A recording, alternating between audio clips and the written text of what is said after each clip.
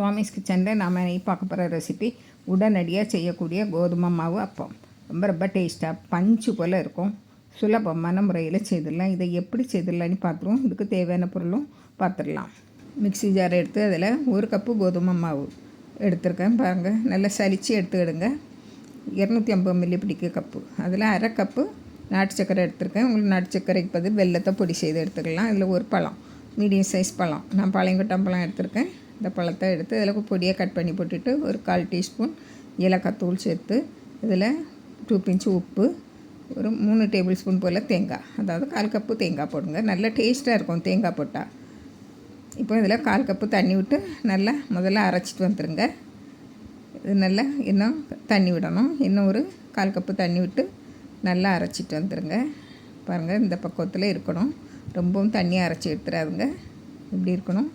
நம்மளுக்கு தண்ணி போதும்னா இப்படியே நம்ம குழிப்பணியார கல்லில் விட்டு எடுத்துடலாம். பாருங்கள், அடுத்த பாத்திரத்தில் மாற்றணும் இல்லை, அப்படியே நம்ம சுட்டி எடுத்துடலாம். பாருங்கள், நான் இப்போ ஒரு பாத்திரத்தில் மாற்றிடுறேன். பாருங்கள், மிக்ஸி ஜாரை அலசி கொஞ்சமாக தண்ணி விடுங்க. ரொம்ப அதிகமாக தண்ணி விட வேண்டாம்.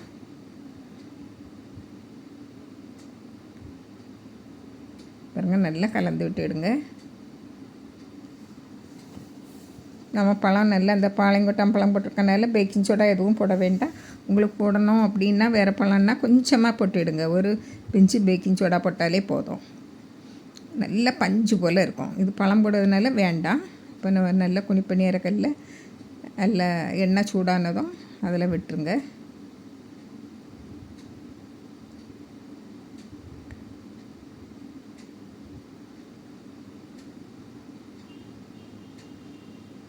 எல்லாம் விட்டு மூடி வச்சுருங்க. அப்படின்னா தான் நல்லா வெந்து வரும். அடுப்பை மீடியம் ஃப்ளேமில் மாற்றிடுங்க. பாருங்கள், ஒரு பக்கம் வெந்தால் தான் திருப்பி போடுங்க.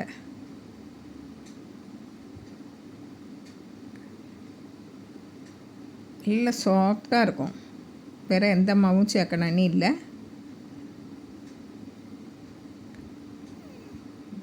பாருங்கள், நல்லா வெந்திருக்கேன்னா திருப்பி திருப்பி போட்டு எடுத்துடுங்க. இது நல்லா வெந்துச்சு.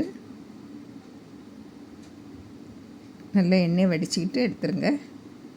எண்ணெய் அதிகமாக பிடிக்கல. பாருங்கள், இந்த எண்ணெய் அப்படியே நிற்கிறத பாருங்கள்.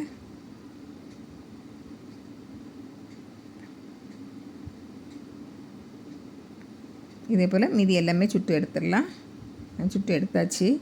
பாருங்கள், இவ்வளோ கிடச்சிருக்கு. இதை ஒன்று எடுத்து பிச்சு பார்ப்போம். நல்லா சூடு. பாருங்கள், இவ்வளோ பஞ்சு போல் இருக்குன்னு பாருங்கள். நல்லா பஞ்சு போல் நல்லா டேஸ்ட்டாக இருக்கும். நான் சாப்பிட்டு பார்க்கேன். நல்லா டேஸ்ட்டாக இருக்குது. பாருங்கள், ரொம்ப பஞ்சு போல் அந்த தேங்காய் ரொம்ப வாசனையாட்டும் நல்லா டேஸ்ட்டாட்டும் இருக்குது. இதே போல் நீங்களும் செய்து பாருங்கள். பிடிச்சிருந்தால் லைக் பண்ணுங்கள், ஷேர் பண்ணுங்கள், கமெண்ட்ஸ் பண்ணுங்கள், மறக்காமல் சப்ஸ்கிரைப் பண்ணுங்கள். தேங்க்யூ.